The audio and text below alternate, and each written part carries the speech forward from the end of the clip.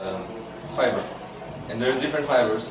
And can you talk a little bit about, because that's actually a really important thing for diet. Well, fiber is absolutely important for the diet. Like I was saying, that's also what the complex carb is. Fiber is what makes you feel full. Okay, so when you're eating things loaded with fiber, it makes you feel full and it suppresses your appetite. Whereas people eat, you could eat 100 cookies and there's nothing in there like worth of fiber, so you're still not really feeling full. So you want to eat more and you eat more.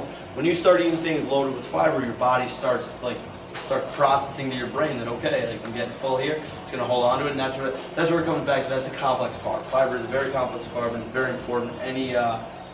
You want food, like I said, the carbs you want are the ones that are higher in fiber, lower in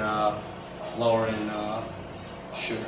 Again, any fiber is good because you have your soluble fiber, your dietary fiber. There are lots of fibers out there, but anything that's got fiber in it is better for you. So.